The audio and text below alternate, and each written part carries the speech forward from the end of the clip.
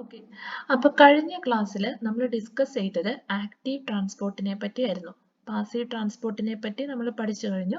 നമ്മൾ active transport start ചെയ്തിരുന്നു അല്ലേ? അപ്പോൾ ആക്റ്റീവ് ട്രാൻസ്പോർട്ട് എന്ന് പറഞ്ഞാൽ പാസീവ് ട്രാൻസ്പോർട്ടുമായിട്ടുള്ള ഡിഫറൻസ് എന്താണ്? It is a movement of molecules from low concentration to high concentration across the plasma membrane. Since the movement is from low concentration to high concentration, it is an uphill movement and it requires energy. പിന്നെ ഈ energy എവിടെ നിന്നാണ് കിട്ടുന്നത് നമ്മൾ കണ്ടിരുന്നു. ATP ഹൈഡ്രോലൈസിസ് വഴിയാണ് energy derive ചെയ്യുന്നത്. Passive ട്രാൻസ്പോർട്ടിനെ compare നോക്കുമ്പോൾ ആക്റ്റീവ് ട്രാൻസ്പോർട്ട് കുറച്ചുകൂടി റാപ്പിഡ് ആണ്, കുറച്ചുകൂടി സെലക്റ്റീവ് ആണെന്ന് നമ്മൾ പഠിച്ചു. അതിൻ്റെ classic example sodium potassium ATPase പമ്പാണ് എന്ന് ഞാൻ പറഞ്ഞിരുന്നു. സോഡിയം പൊട്ടാസ്യം ATPase പമ്പ് എങ്ങനെയാണ് ആക്ട് ചെയ്യുന്നത് എന്നുള്ളത് ഞാൻ ക്ലാസ് റൂമിൽ ലിങ്ക് ഇട്ടിട്ടുണ്ടായിരുന്നു. നിങ്ങളത് കണ്ടുവെന്നും സോഡിയം പൊട്ടാസ്യം ATPase പമ്പിൽ നിങ്ങൾക്ക് ഇനി ഒരു ഡൗട്ട് ഇല്ല എന്ന് ഞാൻ വിചാരിക്കുന്നു. ഓക്കെ, ഇതിന്റെ ഫങ്ഷനിങ് ആണ്. 3 സോഡിയം എങ്ങനെയാണ് സെല്ലിന്റെ പുറത്തേക്കും 2 പൊട്ടാസ്യം മോളിക്യൂൾ എങ്ങനെയാണ് സെല്ലിന്റെ അകത്തേക്കും ട്രാൻസ്പോർട്ട് ചെയ്യപ്പെടുന്നത് എന്നാണ് നമ്മൾ ഇതിൽ കണ്ടത്. ഇനി സോഡിയം പൊട്ടാസ്യം ATPase പമ്പ് പോലെ തന്നെ സെല്ലുകളിൽ കാണുന്ന മറ്റ് 2 പമ്പാണ് ആക്റ്റീവ് ട്രാൻസ്പോർട്ടിന് സഹായിക്കുന്ന മറ്റ് 2 പമ്പും നമ്മൾ കണ്ടു. കാൽസ്യം ATPaseസും H+ പ്രോട്ടോൺ ATPaseസും. ഇങ്ങനെ 2 ATPases നമ്മൾ കണ്ടു. ഓക്കെ, ഇനി നമ്മൾ ആക്റ്റീവ് ട്രാൻസ്പോർട്ടിൽ തന്നെയുള്ള മറ്റൊരു കോൺസെപ്റ്റ് ആണ് ഡിസ്കസ് ചെയ്യുന്നത്. അതേതാണ്? കോ ട്രാൻസ്പോർട്ട് എന്നാണ് അതിന് പറയുന്നത്. കോ ട്രാൻസ്പോർട്ടും ആക്റ്റീവ് ട്രാൻസ്പോർട്ട് ആയതുകൊണ്ട് തന്നെ ഇറ്റ് ഇസ് അതും ഒരു എന്താണ് അപ്ഹിൽ മൂവ്മെന്റ് ആണ്. The movement of any particle is from lower concentration to higher concentration. നമ്മൾ എന്ത് പറയും? It is against concentration gradient എന്ന് പറയും. ഓക്കെ, അപ്പോൾ ഒബ്വിയസ്ലി അതൊരു അപ്ഹിൽ മൂവ്മെന്റ് ആയതുകൊണ്ട് ലോ കോൺസെൻട്രേഷൻ ഹൈ കോൺസെൻട്രേഷനിലേക്ക് പമ്പ് ചെയ്യുന്നത് കൊണ്ട് എന്താണ് അതിനും എനർജി വേണം. പക്ഷേ ഇത്ര നേരം നമ്മൾ ഡിസ്കസ് ചെയ്ത ആക്റ്റീവ് ട്രാൻസ്പോർട്ടിൽ നിന്ന് കോ ട്രാൻസ്പോർട്ടിനുള്ള വ്യത്യാസം എന്താണെന്ന് വെച്ചാൽ here energy is not derived by അല്ലെങ്കിൽ ഡിറൈവ്ഡ് ഫ്രം ATP ഹൈഡ്രോലൈസിസ്. പക്ഷേ എനർജി എങ്ങനെയാണ് കിട്ടുന്നത്?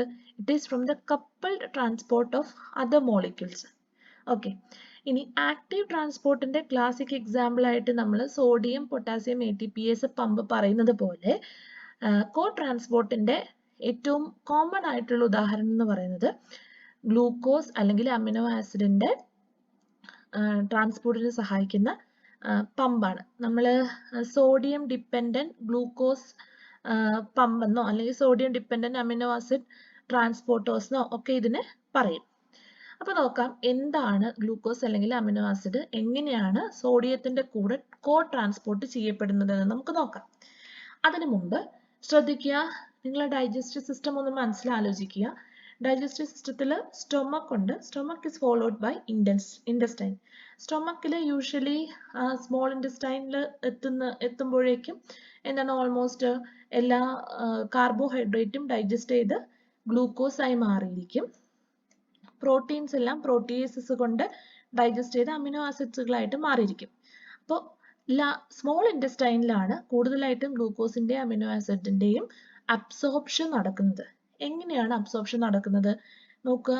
ഇത് ഒരു ഇൻഡസ്റ്റൈൻ ആണെന്ന് സങ്കല്പിക്കുക, ഇൻഡസ്റ്റൈൻ്റെ ലൂമൻ ആണെന്ന് സങ്കല്പിക്കുക.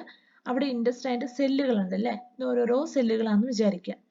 ഓക്കെ, ഈ സെല്ലിന്റെ മെംബ്രെയിൻ പ്ലാസ്മ മെംബ്രെയിൻ ആണ് ഞാൻ ഈ വരച്ചിരിക്കുന്നതെന്ന് വിചാരിക്കുക. അപ്പൊ എന്താണ് ഈ ഇൻഡസ്റ്റൈൻ്റെ പുറത്ത് അല്ലെങ്കിൽ ലൂമനിൽ നിറയെ ഗ്ലൂക്കോസും അമിനോ ആസിഡും ഒക്കെ വന്ന് ഇരിക്കുന്നുണ്ട് അല്ലെ? അപ്പൊ ഇൻഡസ്റ്റൈനൽ സെല്ലിന്റെ പ്ലാസ്മ മെംബ്രെയിനിലൂടെ കടന്ന് ഇത് ഇൻഡസ്റ്റൈനൽ സെല്ലിൽ എത്തുമ്പോഴാണ് അല്ലെങ്കിൽ ലൂമനിൽ ലൈൻ ചെയ്യുന്ന സെല്ലിന്റെ അകത്ത് എത്തുമ്പോഴാണ് ഈ ഗ്ലൂക്കോസും അമിനോ ആസിഡും അബ്സോർബ് ആയി എന്ന് നമ്മൾ പറയുന്നത്. എങ്ങനെയാണ് ഇൻഡസ്റ്റൈൻ്റെ ലൂമനിൽ കിടക്കുന്ന ഗ്ലൂക്കോസും അമിനോ ആസിഡും ഇൻഡസ്റ്റൈനൽ സെൽസ് അവരുടെ പ്ലാസ്മ മെംബ്രെയിനിലൂടെ അബ്സോർബ് ചെയ്യുന്നത് എന്നുള്ളത് കോ ട്രാൻസ്പോർട്ടിന്റെ ഒരു എക്സാമ്പിൾ ആണ്. നമുക്ക് നോക്കാം. നോക്കുക, നമ്മൾ സെല്ലുകളുടെ പ്ലാസ്മ മെംബ്രെയിൻ ആസ് യൂഷ്വൽ ഇവിടെ വരച്ചിട്ടുണ്ട്. നോക്കുക, ഇവിടെ ഒരു ട്രാൻസ്പോർട്ടർ പ്രോട്ടീൻ, ഒരു ഇന്റഗ്രൽ പ്രോട്ടീൻ നിങ്ങൾക്ക് കാണാനായിട്ട് പറ്റും. ഈ ഇന്റഗ്രൽ പ്രോട്ടീന് 2 ബൈൻഡിങ് സൈറ്റ് ഉണ്ട്.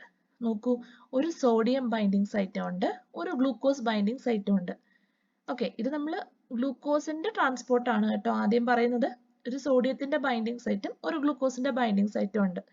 എന്ത് ചെയ്യുന്നു, ഈ സോഡിയവും ഗ്ലൂക്കോസും സൈമൾട്ടേനിയസ് ആയിട്ട്, അതായത് ഒരേ സമയത്ത് ഇതിലേക്ക് ബൈൻഡ് ചെയ്യുന്നു, നമ്മുടെ ഈ കാരിയർ പ്രോട്ടീനിലേക്ക് ബൈൻഡ് ചെയ്യുന്നു. എന്നിട്ട് എന്ത് ചെയ്യുന്നു, it is transported across the membrane. Sodium എങ്ങോട്ടേക്ക് പോകുന്നു, മെംബ്രെയിൻ്റെ അകത്തേക്ക് പോകുന്നു. ഗ്ലൂക്കോസും ഒരുമിച്ച് മെംബ്രെയിൻ്റെ അകത്തേക്ക് പോകുന്നു. അപ്പൊ ഇവർ ഒരുമിച്ച് പോകുന്നു, അതുകൊണ്ടാണ് നമ്മൾ ഇതിനെ എന്ത് വിളിക്കുന്നത്, രണ്ട് മോളിക്യൂള് ഒരേ സമയം ഒരുമിച്ച് ഒരു കാരിയർ പ്രോട്ടീന്റെ ഉള്ളിലൂടെ പ്ലാസ്മ മെംബ്രെയിൻ കടന്നു പോകുന്നു. അതുകൊണ്ടാണ് നമ്മൾ ഇതിനെ എന്ത് വിളിക്കുന്നത്, കോ ട്രാൻസ്പോർട്ട് എന്ന് വിളിക്കുന്നത്. ഓക്കെ, ഇവിടെ നിങ്ങൾ ശ്രദ്ധിക്കേണ്ട ഒരു കാര്യം, എവിടെ നിന്നാണ് ഗ്ലൂക്കോസിന്, എങ്ങനെയാണ് ഗ്ലൂക്കോസിന് അകത്തുനിന്ന് പുറത്ത് കടക്കാനായിട്ട് സാധിക്കുന്നതെന്ന്, ല്യൂമനിൽ നിന്ന് സെല്ലിന്റെ അകത്തോട്ട് കടക്കാൻ സാധിക്കുന്നതെന്ന് നമുക്ക് നോക്കാം. ഈ ല്യൂമനിൽ ഗ്ലൂക്കോസിന്റെ കോൺസെൻട്രേഷൻ എന്താണ്, കുറവായിരിക്കും. കോൺസെൻട്രേഷൻ എന്ന് പറഞ്ഞാൽ എന്താണ്, ഇപ്പൊ mg/ml എന്നുള്ളതാണ് കോൺസെൻട്രേഷൻ, അല്ലെങ്കിൽ ഒരു ml എന്തോരം ഉണ്ട്, അല്ലെങ്കിൽ ഒരു ചെറിയ മൈക്രോ ലിറ്ററിൽ എന്തോരം ഉണ്ട്, അതിനാണ് നമ്മൾ കോൺസെൻട്രേഷൻ എന്ന് പറയുന്നത്, അല്ലെ. അപ്പോൾ ഗ്ലൂക്കോസിന്റെ കോൺസെൻട്രേഷൻ ഒബ്വിയസ്ലി എവിടെയായിരിക്കും കൂടുതൽ, സെല്ലിന്റെ അകത്ത് തന്നെയായിരിക്കും കൂടുതൽ, അല്ലെ. നമ്മുടെ ഇൻറ്റസ്റ്റൈനൽ സെല്ലിന്റെ അകത്ത് തന്നെയായിരിക്കും ഗ്ലൂക്കോസിന്റെ കോൺസെൻട്രേഷൻ കൂടുതൽ. ല്യൂമനിൽ കമ്പാരിറ്റീവ്ലി കോൺസെൻട്രേഷൻ കുറവാണ്. ഓക്കെ, അപ്പോൾ കോൺസെൻട്രേഷൻ കുറയുമ്പോൾ it is against a concentration gradient, അതായത് ഗ്ലൂക്കോസിന്റെ മൂവ്മെന്റ് എന്ന് പറയുന്നത് it is against a concentration gradient ആയിരിക്കും. It is from low concentration to high concentration ആയിരിക്കണം. പക്ഷേ it is so interesting to note that the movement of sodium എങ്ങനെയായിരിക്കും, it will be from high concentration to low concentration. ഇത് downhill movement ആണ് നമ്മുടെ സോഡിയത്തിന്റെ. അപ്പോൾ ഒരു സോഡിയത്തിന്റെ downhill movement is coupled with the uphill movement of glucose. Okay, അതാണ് എന്തിൽ സംഭവിക്കുന്നത്, ഇതിനെയാണ് നമ്മൾ കോ ട്രാൻസ്പോർട്ട് എന്ന് പറയുന്നത്. ഏതെങ്കിലും രണ്ട് മോളിക്യൂൾസ് കപ്പിൾ ചെയ്ത് ഒരുമിച്ച് എന്തിലൂടെ, ഏതെങ്കിലും ഒരു കാരിയർ പ്രോട്ടീനിലൂടെ പ്ലാസ്മ മെംബ്രെയിൻ ക്രോസ് ചെയ്ത് സെല്ലിന്റെ അകത്തോട്ടോ പുറത്തോട്ടോ പോകുന്നതിനെയാണ് നമ്മൾ കോ ട്രാൻസ്പോർട്ട് എന്ന് വിളിക്കുന്നത്.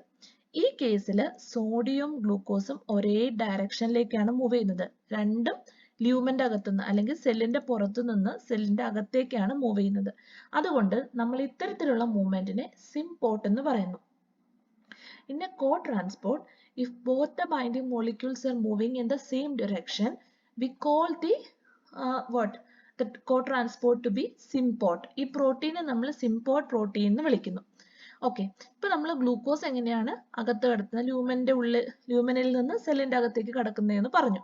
ഓക്കെ, ഇനി അമിനോ ആസിഡ് എങ്ങനെയാണ് കിടക്കുന്നത്, ഒരു വ്യത്യാസമില്ല, ഈ ഗ്ലൂക്കോസിന് പകരം അമിനോ ആസിഡ് ആകാം. ഓക്കെ, വേറൊരു സിംപോർട്ടിനകത്ത് ഇതുപോലെ തന്നെ ഗ്ലൂക്കോസ് ബൈൻഡിങ് സൈറ്റിന് പകരം അമിനോ ആസിഡ് ബൈൻഡിങ് സൈറ്റ് ഉണ്ടായിരിക്കും.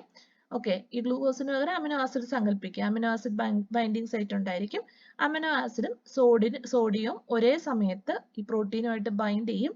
എന്നിട്ടോ സോഡിയവും അകത്തേക്ക് പോകും, അമിനോ ആസിഡും അകത്തേക്ക് പോകും.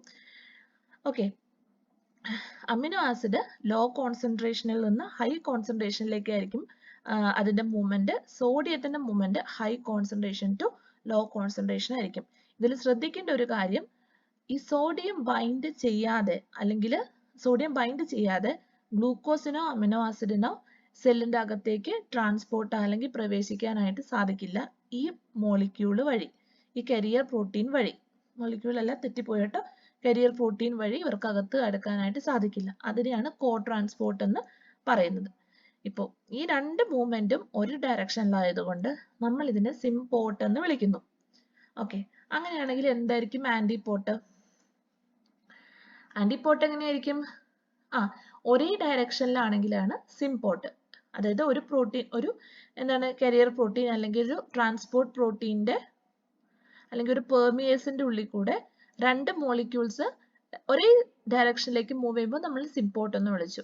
അത് ഓപ്പോസിറ്റ് ഡയറക്ഷനിലാണെങ്കിൽ എന്ത് വിളിക്കുന്നു? അതിനെ നമ്മൾ ആന്റിപോർട്ട് എന്ന് വിളിക്കും. ആന്റി എന്ന് പറഞ്ഞാൽ ഓപ്പോസിറ്റ് അല്ലേ meaning. So antiport is a coupled transport of two different molecules or ions through a membrane in opposite direction by a common carrier protein. ഇവിടെ ഇതാണ് common carrier protein എന്ന് പറയുന്നത്. ഓക്കെ, ഇതിന്റെ എക്സാമ്പിൾ ആണ് sodium calcium exchanger in NCXS എന്ന് അബ്രിവേറ്റ് ചെയ്യും കേട്ടോ. Cardiac സെൽസിൽ കാണുന്ന, ഹാർട്ടിന്റെ സെൽസിൽ കാണുന്ന സോഡിയം കാൽസ്യം എക്സ്ചേഞ്ചർ എന്താണ്, കാരിയർ പ്രോട്ടീൻ ആണ് അതിന്റെ എക്സാമ്പിൾ. ഇവിടെ എന്താ സംഭവിക്കുന്നത് നോക്കിക്കേ, ശരിക്കും ക്യാരി അല്ലെങ്കിൽ ട്രാൻസ്പോർട്ട് ചെയ്യേണ്ടത് ആരെയാണ്? കാൽസ്യത്തിനെയാണ്. കാൽസ്യത്തിനെ സെല്ലിന്റെ പുറത്തോട്ട് എന്ത് ചെയ്യണം, തള്ളണം. എങ്ങനെ? ഒരു മോളിക്യൂള് കാൽസ്യത്തിന്, ഒരു അയൺ ഒരു കാൽസ്യം ആണ് Ca2+ പുറത്തേക്ക് എന്ത് ചെയ്യണം, ഇജക്ട് ചെയ്യണം. ആ സമയത്ത് തന്നെ എന്ത് ചെയ്തു, 3 സോഡിയം അയൺസിനെ അകത്തേക്ക് കാരിയർ പ്രോട്ടീൻ വഴി കൊണ്ടുവരികയാണ്. അപ്പൊ നമ്മൾ നേരത്തെ പറഞ്ഞ പോലെ ഈ പ്രോട്ടീനിൽ കാൽസ്യം ബൈൻഡിങ് സൈറ്റ്സ് ഉണ്ടായിരിക്കും, സോഡിയം ബൈൻഡിങ് സൈറ്റ് ഉണ്ടായിരിക്കും. കാൽസ്യം എന്ത് ചെയ്യുന്നു, ഈ സൈറ്റോസോളിന്റെ അവിടെ ബൈൻഡ് ചെയ്യുന്നു, അല്ലെങ്കിൽ സൈറ്റോപ്ലാസത്തിന്റെ സൈഡിൽ അല്ലെങ്കിൽ സെല്ലിന്റെ അകത്ത് ബൈൻഡ് ചെയ്യുന്നു.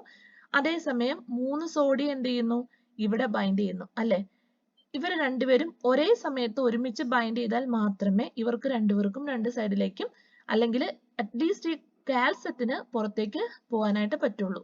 അപ്പൊ ഇതിന്റെ അതായത് കപ്പിൾഡ് ട്രാൻസ്പോർട്ട് കാരണം ഈ സോഡിയത്തിന്റെ ട്രാൻസ്പോർട്ടിൽ നിന്ന് ഡിറൈവ് ചെയ്യുന്ന എനർജി കൊണ്ടാണ് കാൽസ്യം പുറത്തേക്ക് മൂവ് ചെയ്യുന്നത്.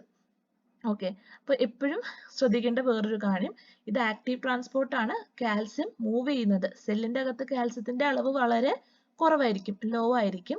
ലോ കോൺസെൻട്രേഷനിൽ നിന്ന് ഹൈ കോൺസെൻട്രേഷനിലേക്കായിരിക്കും കാൽസ്യം മൂവ് ചെയ്യുന്നത്. പക്ഷെ കാൽസ്യത്തിന്റെ മൂവ്മെന്റിനെ സഹായിക്കുന്ന ഈ സോഡിയം അയൺ ഉണ്ടല്ലോ, അത് എന്തായിരിക്കും, പാസീവ് ട്രാൻസ്പോർട്ട് ആയിരിക്കും. അതായത് ഹൈ കോൺസെൻട്രേഷനിൽ നിന്ന് ലോ കോൺസെൻട്രേഷനിലേക്കായിരിക്കും സോഡിയം മൂവ് ചെയ്യുന്നത്. അപ്പോൾ ഇതൊരു കോ ട്രാൻസ്പോർട്ടിന്റെ എക്സാമ്പിൾ ആണ് സോഡിയം കാൽസ്യം എക്സ്ചേഞ്ചർ എന്ന് പറയുന്നത്, Na+Ca2+ എക്സ്ചേഞ്ചർ എന്ന് പറയുന്ന കാർഡിയാക് സെല്ലിൽ കാണുന്നത്. ഇവിടെ ശ്രദ്ധിക്കുക, ഈ രണ്ട് അയോൺസിന്റെയും മൂവ്മെന്റിന്റെ ഡയറക്ഷൻ ഓപ്പോസിറ്റ് ആയതുകൊണ്ട് നമ്മൾ ഇതിനെ ആന്റിപോർട്ട് എന്ന് വിളിക്കുന്നു. ഓക്കെ, അപ്പൊ ഇതാണ് എന്ത്, സിംപോർട്ടും ആന്റിപോർട്ടും. ഈ cotransport of glucose and amino acid എന്ന് പറയുമ്പോൾ ഉദ്ദേശിക്കുക ഗ്ലൂക്കോസും അമിനോ ആസിഡും ആണ് ആക്റ്റീവ്ലി കോ ട്രാൻസ്പോർട്ട് ചെയ്യുന്നത്. സോഡിയം അയൺ എന്താണ്, പാസീവ് ആയിട്ടാണ് ട്രാൻസ്പോർട്ട് ചെയ്യുന്നത്. സോഡിയം പാസീവ് ആയിട്ട് ട്രാൻസ്പോർട്ട് ചെയ്യുന്ന എനർജി യൂസ് ചെയ്തിട്ടാണ് ഗ്ലൂക്കോസോ അമിനോ ആസിഡോ എന്താണ് സെൽ മെമ്പറൈനിലൂടെ ട്രാൻസ്പോർട്ട് ചെയ്യുന്നത് അല്ലെ. ഈ സോഡിയത്തിന്റെ ട്രാൻസ്പോർട്ട് അല്ലെങ്കിൽ സോഡിയം ബൈൻഡ് ചെയ്താൽ മാത്രമേ ഗ്ലൂക്കോസും ബൈൻഡ് ചെയ്ത് ഗ്ലൂക്കോസിന് പുറത്തേക്ക് അല്ലെങ്കിൽ ഏതെങ്കിലും ഒരു സൈഡിലേക്ക് മൂവ് ചെയ്യാനായിട്ട് പറ്റുള്ളൂ. ഓക്കെ, ഇവിടെ ഈ പേര് കേൾക്കുമ്പോഴും നിങ്ങൾ ആലോചിക്കണം, ഇതിൻ്റെ അകത്ത് കാൽസ്യം ആണ്, എന്താണ്, കാൽസ്യം അയോൺസിന്റെയാണ് ആക്റ്റീവ് ട്രാൻസ്പോർട്ട് നടക്കുന്നത്, സോഡിയത്തിന്റെ പാസീവ് ട്രാൻസ്പോർട്ട് ആണ് നടക്കുന്നത്. ഓക്കെ, ഇതിന്റെ പാസീവ് ട്രാൻസ്പോർട്ട് എന്താണ്, ഈ സോഡിയത്തിന്റെ പാസീവ് ട്രാൻസ്പോർട്ട് കാൽസ്യത്തിന്റെ ആക്റ്റീവ് ട്രാൻസ്പോർട്ടുമായിട്ട് കപ്പിൾ ചെയ്തിരിക്കുകയാണ് അല്ലെ. സോഡിയവും കാൽസ്യവും ഒരേ സമയത്ത് ഒരേ പ്രോട്ടീനിൽ രണ്ട് സൈഡിലായിട്ട് ബൈൻഡ് ചെയ്ത് മാത്രമാണ് എന്താണ് ഇവർക്ക് അങ്ങോട്ടും ഇങ്ങോട്ടും മൂവ് ചെയ്യാനായിട്ട് പറ്റുള്ളൂ. അങ്ങനെ അങ്ങോട്ടും ഇങ്ങോട്ടും ഓപ്പോസിറ്റ് ഡയറക്ഷനിൽ മൂവ് ചെയ്യുന്നതിനെ നമ്മൾ കോ ട്രാൻസ്പോർട്ടിനെ നമ്മൾ ആന്റിപോർട്ട് എന്ന് വിളിക്കുന്നു. നിങ്ങൾക്ക് ഈ കൺസെപ്റ്റ് ക്ലിയർ ആണെന്ന് വിചാരിക്കുന്നു. ഇനി എന്തെങ്കിലും ഡൗട്ട് ഉണ്ടെങ്കിൽ പിന്നീട് എന്നോട് ചോദിക്കാം കേട്ടോ. ഇനി ഇത് സിംപോർട്ട് ആന്റിപോർട്ടിന്റെ ഒരു പിക്ടോറിയൽ ഡിസ്ക്രിപ്ഷൻ ആണ്. നോക്കുക, സിംപോർട്ടും ആന്റിപോർട്ടും രണ്ട് തരത്തിലുള്ള കോ ട്രാൻസ്പോർട്ടുകളാണ്. സിംപോർട്ടിൽ രണ്ട് മോളിക്യൂൾസ് അല്ലെങ്കിൽ അയോൺസ് നമ്മുടെ എന്താണ് ഈ കാരിയർ പ്രോട്ടീനിലൂടെ എന്ത് ചെയ്യുന്നു, അകത്തേക്ക് അല്ലെങ്കിൽ രണ്ടും പുറത്തേക്ക് സെയിം ഡയറക്ഷനിലാണെങ്കിൽ സിംപോർട്ട് എന്ന് പറയുന്നു. ആന്റിപോർട്ട് എന്ന് പറഞ്ഞാൽ എന്താണ്, കോ ട്രാൻസ്പോർട്ട് തന്നെയാണ്. രണ്ട് അയോൺസ് അല്ലെങ്കിൽ രണ്ട് ഡിഫറെന്റ് ആയിട്ടുള്ള മോളിക്യൂൾസ്, ഒരേ മോളിക്യൂൾസിലെ ഡിഫറെന്റ് അല്ലെ. ഏതൊക്കെയായിരുന്നു, സോഡിയം ഗ്ലൂക്കോസ് അല്ലെങ്കിൽ സോഡിയം അമിനോ ആസിഡ് അല്ലെങ്കിലോ സോഡിയം കാൽസ്യം. അപ്പം ഇതുപോലെ രണ്ട് ഡിഫറെന്റ് ആയിട്ടുള്ള മോളിക്യൂൾസോ അയൺസോ രണ്ട് ഡിഫറെന്റ് ഡയറക്ഷനിലേക്കാണ് ഒരേ സമയത്ത് ഒരേ കാരിയർ പ്രോട്ടീനിലൂടെ മൂവ് ചെയ്യുന്നതെങ്കിൽ നമ്മൾ അതിനെ ആന്റിപോർട്ട് എന്ന് വിളിക്കുന്നു. അപ്പൊ ഇതാണ് സിംപോർട്ടും ആന്റിപോർട്ടും. ഇനി വേറൊരു സിസ്റ്റം ഉണ്ട്, യൂണിപോർട്ട് എന്ന് പറഞ്ഞത്. അത് നമ്മൾ ഏത് പാസീവ് ട്രാൻസ്പോർട്ടിനെ നമുക്ക് കാരിയർ പ്രോട്ടീനിലൂടെയുള്ള എന്താണ് ഫെസിലിറ്റേറ്റഡ് ഡിഫ്യൂഷൻ അല്ലെങ്കിൽ പ്രോസസ്സിനെയോ നമുക്ക് യൂണിപോർട്ട് എന്ന് വിശേഷിപ്പിക്കാം. ഏതെങ്കിലും ഒരു പാർട്ടിക്കിള് ഒരു സൈഡിൽ നിന്ന് അല്ലെങ്കിൽ ഏതെങ്കിലും ഒരു ഡയറക്ഷനിലേക്ക് ഒരേ ഒരു പാർട്ടിക്കിൾ മൂവ് ചെയ്യുന്നത് അല്ലെങ്കിൽ അതിന്റെ മൂവ്മെന്റ് മറ്റ് പാർട്ടിക്കിളുമായിട്ട് കപ്പിൾ ചെയ്യാതിരിക്കുമ്പോൾ നമ്മൾ അതിനെ യൂണിപോർട്ട് എന്ന് വിശേഷിപ്പിക്കുന്നു.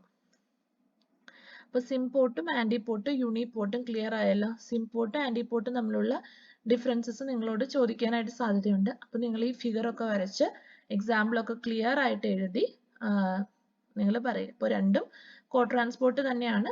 ഒന്നിൽ മോളിക്യൂൾസ് അല്ലെങ്കിൽ അയോൺസിന്റെ movement, direction of movement, carrier പ്രോട്ടീനിലൂടെയുള്ള ഡയറക്ഷൻ ഓഫ് മൂവ്മെന്റ് സെയിം ആണെങ്കിൽ സിംപോർട്ട് ആണ്, ഡിഫറെന്റ് ആണെങ്കിൽ ആന്റിപോർട്ട്. അപ്പോൾ വിത്ത് എക്സാമ്പിൾ നിങ്ങൾ സ്റ്റേറ്റ് ചെയ്യുക, കോട്ട് ചെയ്യുക, അത്രേ ഉള്ളൂ. ഓക്കെ, ഇനി നമ്മൾ പഠിക്കാൻ പോകുന്നത് ബൾക്ക് ട്രാൻസ്പോർട്ടിനെ പറ്റിയിട്ടാണ്. അപ്പൊ എന്താണ് ബൾക്ക് ട്രാൻസ്പോർട്ട് എന്ന് നോക്കാം. ഈ ബൾക്ക് എന്നുള്ള third type of cell transport ആണ്. ആദ്യത്തെ നമ്മൾ പാസീവ് ട്രാൻസ്പോർട്ട് പഠിച്ചു. ഇപ്പൊ നമ്മൾ എന്ത് പഠിച്ചു? ആക്റ്റീവ് ട്രാൻസ്പോർട്ട് പഠിച്ചു.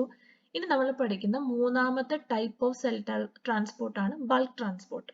നല്ല ബൾക്കായിട്ട് ട്രാൻസ്പോർട്ട് ചെയ്യുക, അതായത് വലിയ വലിയ മോളിക്യൂൾസ് ട്രാൻസ്പോർട്ട് ചെയ്യുന്നതിനാണ് ബൾക്ക് ട്രാൻസ്പോർട്ട് എന്ന് പറയുന്നത്. So bulk transport simple definition എന്താ?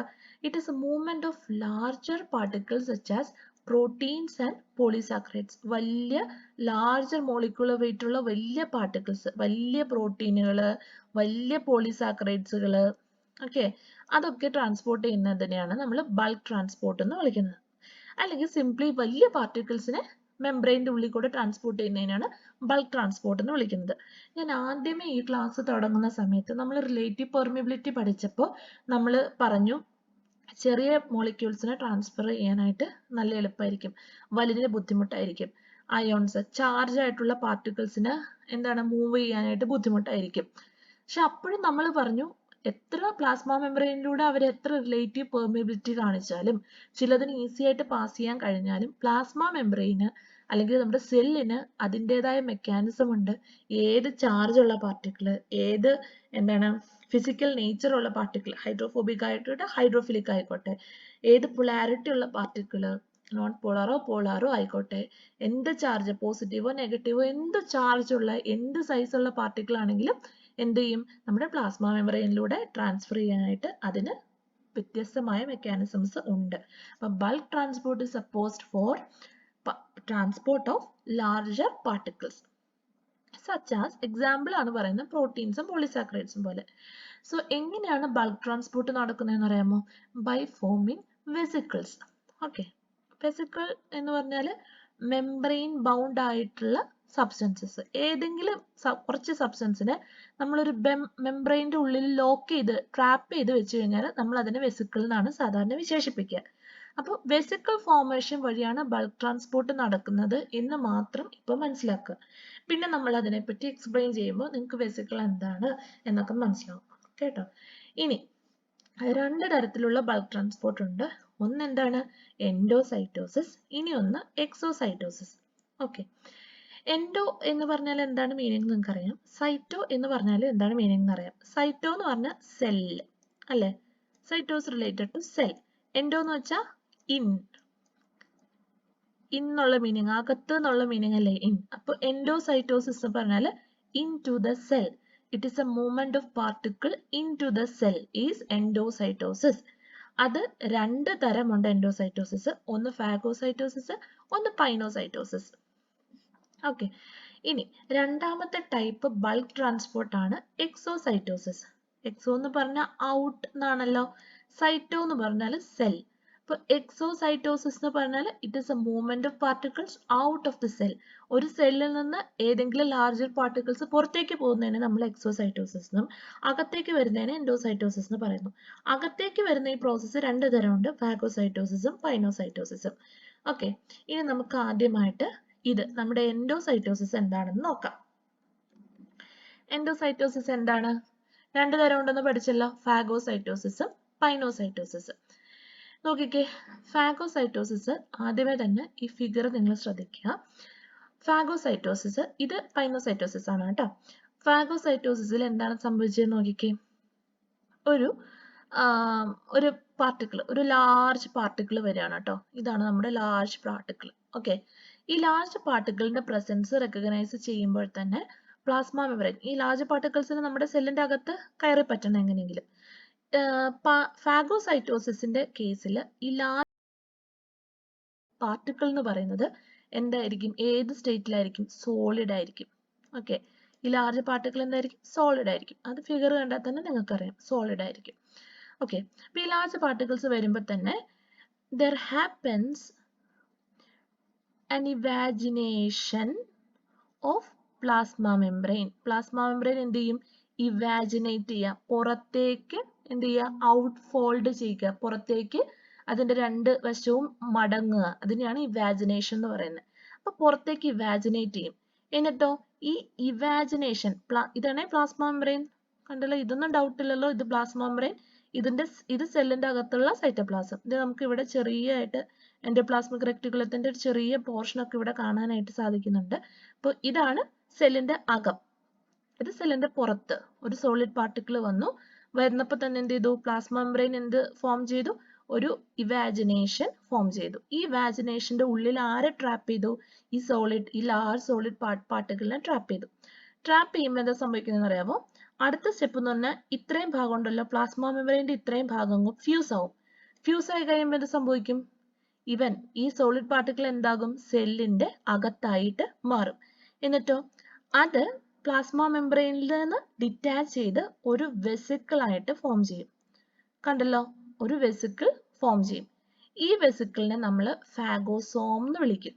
ഓക്കെ, ഈ പാർട്ടിക്കിൾ എന്താണ്? സെല്ലിന്റെ അകത്ത് പ്രവേശിച്ചു കഴിഞ്ഞാൽ മെംബ്രെയിൻ്റെ ഉള്ളിൽ ട്രാപ്പ് ചെയ്ത് വയ്ക്കും. അപ്പൊ നമ്മൾ അതിനെ അതൊരു വെസിക്കിൾ ഫോർമേഷൻ സംഭവിക്കും. അവിടെ നമ്മൾ നേരത്തെ എൻഡോസൈറ്റോസിസിൽ വെസിക്കിൾ ഫോം ചെയ്യുന്ന പറയുന്ന ഫിനോമിനൻ എന്ന് പറയുന്നത് ഇത് തന്നെയാണ്. അപ്പൊ ഈ വെസിക്കിളിനെ നമ്മൾ ഫാഗോസോം എന്ന് വിളിക്കും. ഓക്കെ, ഇനി കേസ് ഓഫ് പൈനോസൈറ്റോസിസിൽ എന്താ സംഭവിക്കുന്നത്? പൈനോസൈറ്റോസിസിൽ ഈ പാർട്ടിക്കിൾ സോളിഡ് ആയിരിക്കില്ല. പാർട്ടിക്കിൾസിന്റെ ഏത് സ്റ്റേറ്റിലായിരിക്കും? ലിക്വിഡ് സ്റ്റേറ്റിലായിരിക്കും. ഓക്കെ, നിങ്ങൾ ഈ ഫിഗർ നോക്കുകയാണെങ്കിൽ, ശ്രദ്ധിച്ച് നോക്കുകയാണെങ്കിൽ നിങ്ങൾക്ക് ഈ ഒരു ബൾബ് പോലെ ഇരിക്കുന്ന പോർഷനകത്ത് ലിക്വിഡ് ഫില്ല് ചെയ്യുന്നതായിട്ട് കാണാനായിട്ട് സാധിക്കും. ഓക്കെ, നിങ്ങൾ ഫോണിനകത്തുനിന്ന് സൂം ചെയ്ത് നോക്കിയാൽ മതി. ഈ ബലൂൺ പോലെ ഇരിക്കുന്നില്ല, അതിൽ ലിക്വിഡ് ആണ് ഫില്ല് ആയിരിക്കുന്നതെന്ന് മനസ്സിലാവും. ഓക്കെ, അപ്പോൾ പൈനോസൈറ്റോസിസിൽ ഫാഗോസൈറ്റോസിസിൽ നിന്ന് ഡിഫറെൻ്റ് ആയിട്ട് ഏതെങ്കിലും ഒരു liquid particle, large liquid particles സെല്ലിന്റെ പുറത്ത് വരുന്ന സമയത്ത് എന്ത് ചെയ്യുന്നറിയാവോ?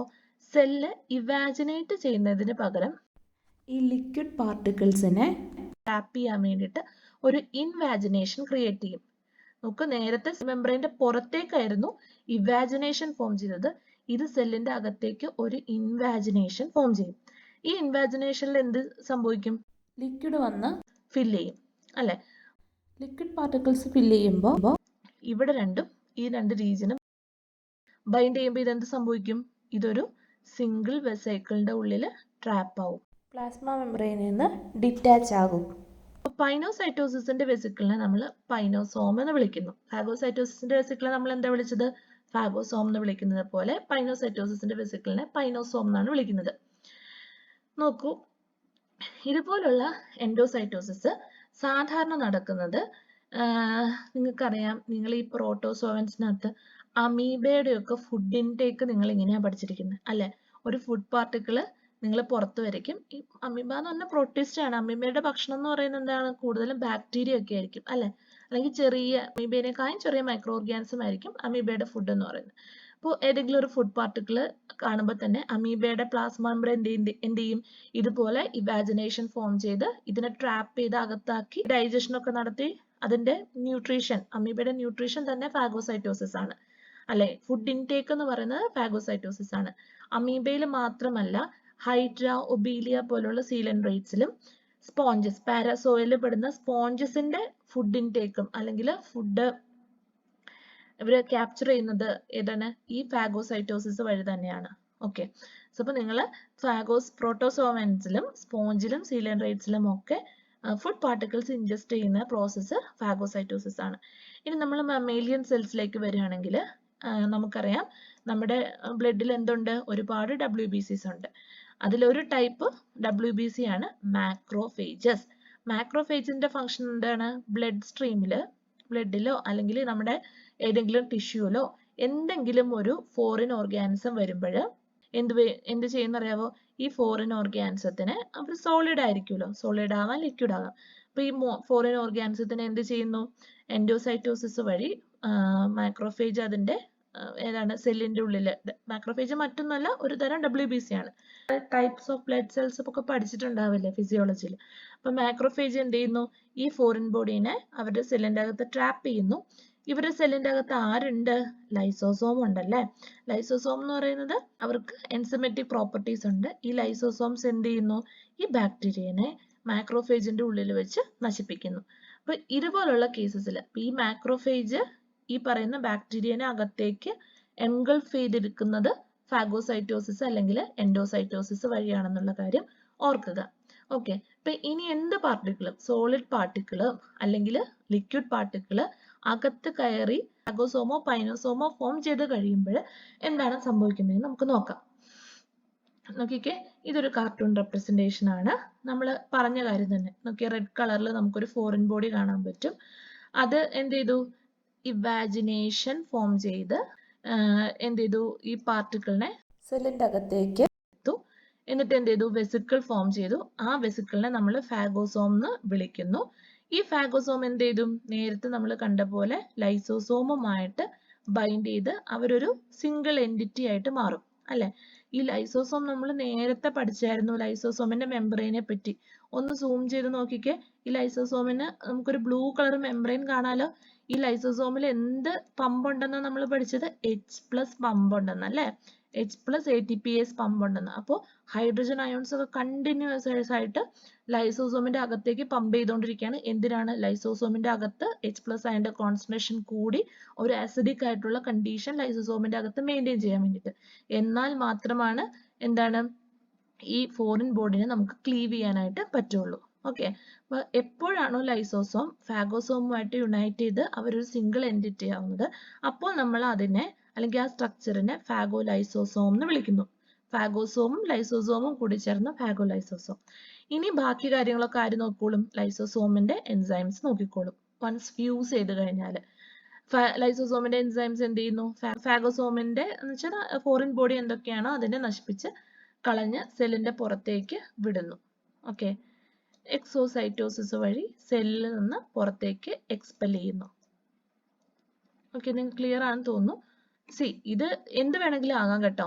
കാരണം നോക്കി, ഇതൊരു അമീബ ഇൻജസ്റ്റ് ചെയ്ത എന്താണ്, ഇതൊരു ബാക്ടീരിയ. ഇപ്പൊ മാക്രോഫേജിന്റെ കേസിലാണെങ്കിൽ ഈ അകത്തേക്ക് കയറിയിരിക്കുന്നത് ഒരു മൈക്രോ ഓർഗാനിസം ആകാം അല്ലെ. അമീബ പോലുള്ള ജീവികളുടെ കേസിലാണെങ്കിൽ ഈ സെല്ലിന്റെ അകത്തേക്ക് കയറിയിരിക്കുന്ന ഒരു ഫുഡ് പാർട്ടിക്കിൾ ആകാം അല്ലെ. ഒരു ഫുഡ് പാർട്ടിക്കിൾ ഇൻജസ്റ്റ് ചെയ്യുമ്പോൾ ഫുഡ് എന്താക്കും? ഫുഡ് വെസിക്കിൾ അല്ലെങ്കിൽ ഫാഗോസോം ഫോം ചെയ്യും. ഈ ഫുഡ് വെസിക്കിൾ എന്ത് ചെയ്യുന്നു? ബൈൻഡ് ചെയ്ത് അല്ലെങ്കിൽ അതിന്റെ കോംപ്ലക്സ് ഫോം ചെയ്യുന്നു. ലൈസോസോം എന്ത് ചെയ്യുന്നു? ഫുഡിനെ ഡൈജസ്റ്റ് ചെയ്യുന്നു. എന്നിട്ട് ആവശ്യമുള്ളതൊക്കെ ഈ സെല്ല് അബ്സോർബ് ചെയ്തിട്ട് ആവശ്യമില്ലാത്തതൊക്കെ പുറത്തേക്ക് വെസിക്കിൾ വഴി തന്നെ സെല്ലിന്റെ പുറത്തേക്ക് എക്സോസൈറ്റോസിസ് വഴി കളയുന്നു.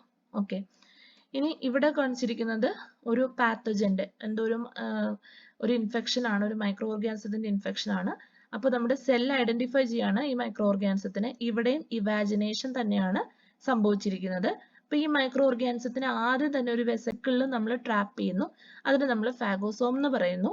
ഇനി ലൈസോസോം വന്ന് ഇതിലേക്ക് ബൈൻഡ് ചെയ്ത് നമ്മൾ അതിനെ ഫാഗോലൈസോസോം എന്ന് പറയുന്നു. ഇനി ലൈസോസോമിനെ പറ്റി നമ്മൾ നേരത്തെ തന്നെ പറഞ്ഞിരുന്നു. ലൈസോസോമിന്റെ H+ അയൺ കോൺസെൻട്രേഷൻ വളരെ കൂടുതലാണ്.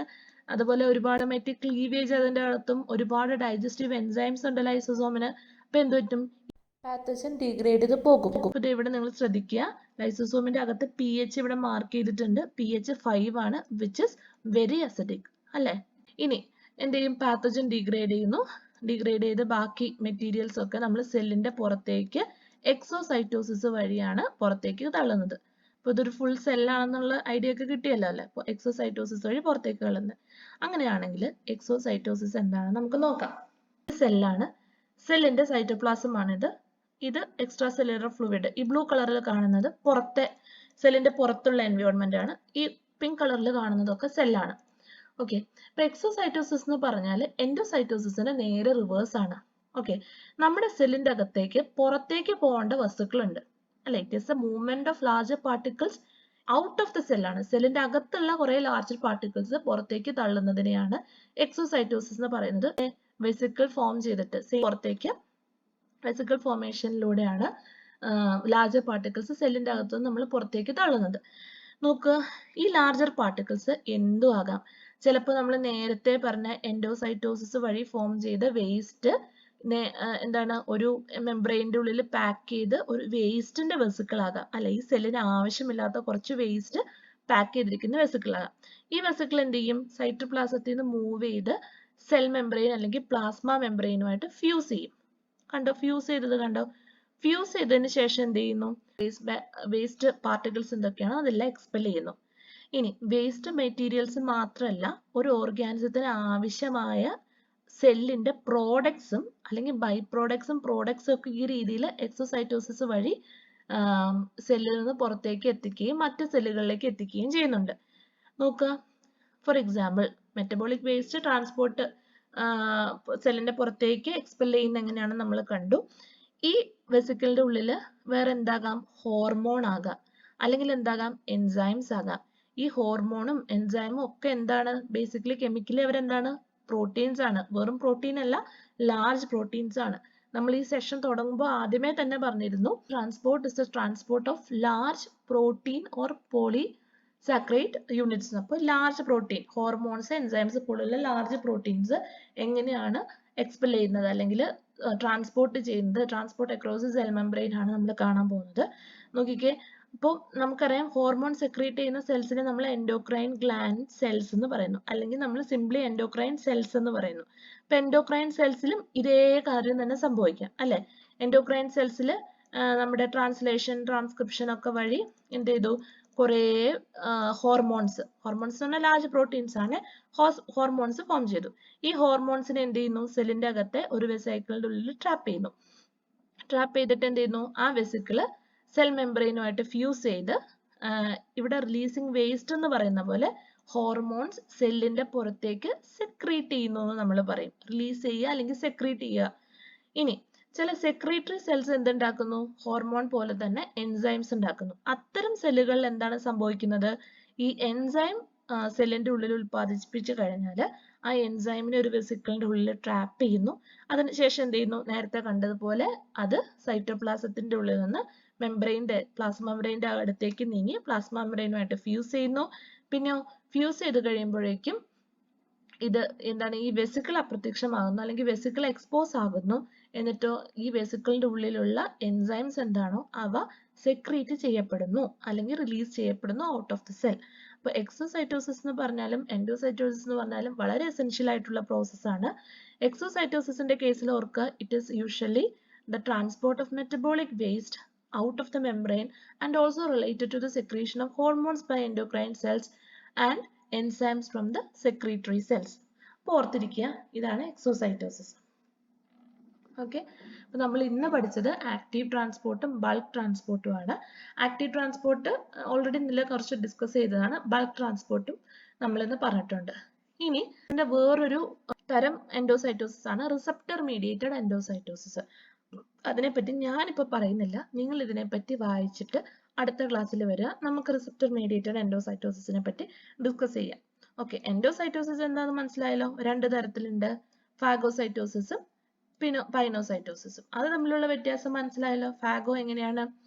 സോളിഡ് പാർട്ടിക്കിൾസിന്റെ ലാർജർ സോളിഡ് പാർട്ടിക്കിൾസ് ഇൻജസ്റ്റ് ചെയ്യുന്നതിന് അല്ലെങ്കിൽ സെല്ലിന്റെ അകത്തേക്ക് ട്രാൻസ്പോർട്ട് ചെയ്യുന്നതിന് ഫാഗോസൈറ്റോസിസ് എന്ന് പറയുന്നു. വേറെ ലിക്വിഡ് പാർട്ടിക്കിൾസ് ആണെങ്കിൽ പൈനോസൈറ്റോസിസ് എന്ന് പറയുന്നു. ഇതിൽ ഇവാജിനേഷൻ, ഫാഗോസൈറ്റിൽ ഇവാജിനേഷൻ ഉണ്ടാകുന്നു, അതുപോലെ തന്നെ പൈനോസൈറ്റ്സിൽ ഇൻവാജിനേഷൻ ഉണ്ടാകുന്നു. രണ്ടിലും വെസിക്കിൾ ഫോം ചെയ്യുന്നുണ്ട്. ഫാഗോസൈറ്റോസിസിൽ വെസിക്കിൾ ഫോം ചെയ്യുന്നതിനെ നമ്മൾ ഫാഗോസോം എന്ന് പറയുന്നു, ഇവിടെ പൈനോസൈറ്റ്സിൽ പൈനോസോം എന്ന് പറയുന്നു. ഫാഗോസോം ആണെങ്കിലും പൈനോസോം ആണെങ്കിലും എന്ത് ചെയ്യണം? ഡൈജസ്റ്റ് ചെയ്യാൻ വേണ്ടിയിട്ട് അല്ലെങ്കിൽ ബ്രേക്ക് ഡൗൺ ചെയ്യാൻ വേണ്ടിയിട്ട് ലൈസോസോമുമായിട്ട് കൂടിച്ചേരുന്നു. ഫാഗോലൈസോസോം അല്ലെങ്കിൽ പൈനോലൈസോസോം ഫോം ചെയ്യുന്നു.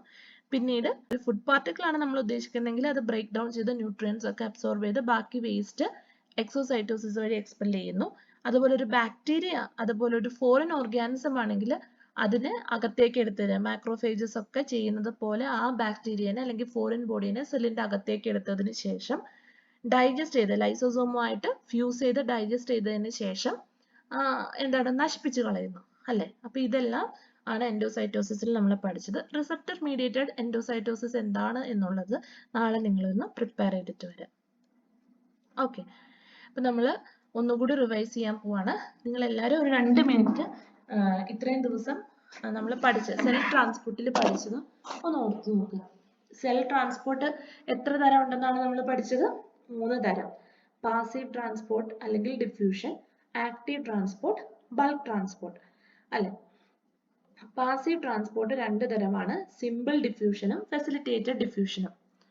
ഓക്കെ, ഇനി ഫെസിലിറ്റേറ്റഡ് സിമ്പിൾ ഡിഫ്യൂഷൻ എന്ന് പറഞ്ഞാൽ എന്താ? Molecules dissolve in plasma membrane or the phospholipid bilayer of the plasma membrane and later they will dissolve in the aqueous solution or aqueous medium on the other side. ആദ്യം dissolve ചെയ്ത് എന്താണ് transport ചെയ്യുന്നതിനാണ് simple diffusion എന്ന് പറയുന്നത്. Facilitated diffusion 2 തരത്തിൽ, carrier പ്രോട്ടീനും channel പ്രോട്ടീനും വെച്ചിട്ടുള്ളതാണ് ഫെസിലിറ്റേറ്റഡ് ഡിഫ്യൂഷൻ. പിന്നെ നമ്മൾ പഠിച്ചൊരു കാര്യമാണ്, സിമ്പിൾ ഡിഫ്യൂഷനകത്ത് ഹൈഡ്രോഫോബിക് ആയിട്ടുള്ള മോളിക്യൂൾസ് ആണ് പാസ് ചെയ്യുന്നത്.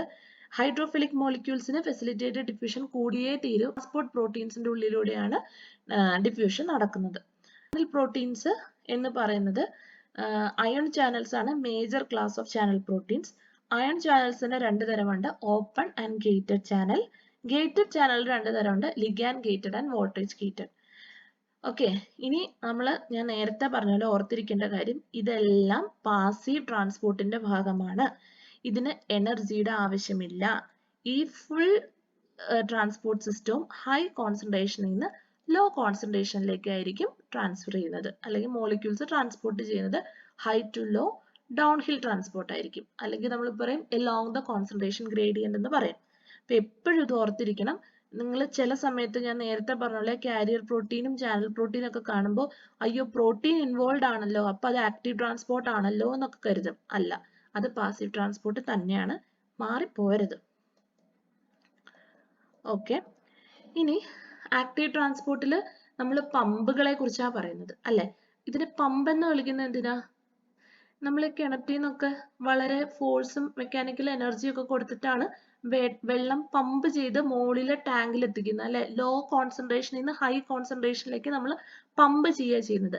അപ്പൊ ആക്റ്റീവ് ട്രാൻസ്പോർട്ടിലും അങ്ങനെ തന്നെയാണ്. ലോ കോൺസെൻട്രേഷനിൽ നിന്ന് ഹൈ കോൺസെൻട്രേഷനിലേക്കാണ് മോളിക്യൂൾസ് മൂവ് ചെയ്യുന്നത്. അതിനു വേണ്ടി എനർജി വേണം. അപ്പോൾ പ്രോട്ടീൻസിന്റെ സഹായം വേണം. ആ പ്രോട്ടീൻസിനെ നമ്മൾ പമ്പുകൾ എന്ന് വിളിക്കും, പമ്പ്സ് എന്ന് വിളിക്കും. യൂഷ്വലി അവർ എനർജി ഡിറൈവ് ചെയ്യുന്ന എവിടെ നിന്നാണ്? ATPase നിന്നാണ്, അല്ലെങ്കിൽ ATP ഹൈഡ്രോളൈസ് ചെയ്തിട്ടാണ് അവർ എനർജി കിട്ടുന്നവർക്ക്. ഈ പമ്പിന്റെ ആക്റ്റീവ് ട്രാൻസ്പോർട്ട് പമ്പിന്റെ classic example sodium potassium ATPase പമ്പാണ്. അതിന്റെ ഫംഗ്ഷനിങ് നമ്മൾ പഠിച്ചു. ഇനി ആക്റ്റീവ് ട്രാൻസ്പോർട്ടിൽ തന്നെ ഒരു തരം ട്രാൻസ്പോർട്ടാണ് കോ ട്രാൻസ്പോർട്ട് എന്ന് പറയുന്നത്. അതായത് ഇവിടെ എനർജി ഉണ്ട്, എനർജി എന്തായാലും ആവശ്യമുണ്ട്, കാരണം അത് ആക്റ്റീവ് ട്രാൻസ്പോർട്ട് ആണ്. പക്ഷെ എനർജി ATP ഹൈഡ്രോളിസിസിൽ നിന്നല്ല അവർ ഡിറൈവ് ചെയ്യുന്നത്, പക്ഷെ കപ്പിൾഡ് മൂവ്മെന്റ് ഓഫ് അല്ലെങ്കിൽ coupled transfer or transport of other of A different molecule. അപ്പൊ അതിനും എക്സാമ്പിൾ നമ്മൾ പഠിച്ചിട്ടുണ്ട്. ഇനി കോ ട്രാൻസ്പോർട്ട് 2 രീതിയിലുണ്ട്, സിംപോർട്ടും ആന്റിപോർട്ടും. ഈ കപ്പിൾഡ് ആയിട്ടുള്ള 2 മോളിക്യൂൾസോ അയോൺസോ സെയിം ഡിറക്ഷനിലേക്കാണ് മൂവ്മെന്റ് നടത്തുന്നതെങ്കിൽ നമ്മൾ സിംപോർട്ട് എന്ന് വിളിക്കുന്നു. 2 ഡിഫറെന്റ് ഡയറക്ഷനിലേക്കാണെങ്കിൽ ആന്റിപോർട്ട് എന്ന് വിളിക്കുന്നു അല്ലെ. പിന്നെ നമ്മൾ ബൾക്ക് ട്രാൻസ്പോർട്ട് പഠിച്ചു. അതിൽ എൻഡോസൈറ്റോസിസ് ഉണ്ട്, എക്സോസൈറ്റോസിസ് ഉണ്ട്. എൻഡോ എന്ന് പറഞ്ഞാൽ മൂവ്മെന്റ് ഓഫ്. ബൾക്ക് ട്രാൻസ്പോർട്ട് എന്ന് പറഞ്ഞാൽ അവിടെ എന്താണ് ATP ചാർജ് അതൊന്നും അല്ല കാര്യം. Bulk transport purely membrane based ആണ്, അല്ലെങ്കിൽ മെംബ്രെയിനിൽ വന്ന് ഇൻവാജിനേഷൻ സംഭവിച്ചിട്ടാണ് അല്ലെ. Bulk transport is the transport of larger protein or polysaccharide molecules in and out of the cell. If the movement of the molecules is into the cell, we call the transport to be endocytosis, and if it is out of the cell, we call the transport to be exocytosis. And we learned that endocytosis is of 3 types: phagocytosis, pinocytosis, which we already have discussed, and I have given receptor mediated endocytosis as an assignment for you to read and come for the next class. Okay, പിന്നെ നമ്മൾ exocytosis എന്താണെന്ന് കണ്ടു അല്ലെ. ഇനി നമുക്ക് module 1 ന്ന് 2 കാര്യം പഠിക്കാനുള്ളൂ, cell coat and cell recognition. Okay, ഇപ്പൊ ഞാൻ ക്ലാസ് വൈൻഡ് അപ്പ് ചെയ്യണം. നിങ്ങൾക്ക് ഇത്രയും ഈ മൊഡ്യൂൾ 1 ല് പ്രത്യേകിച്ച് ഒരു ഡൗട്ടും ഇല്ലെന്നാണ് എനിക്ക് തോന്നുന്നത്. അപ്പോൾ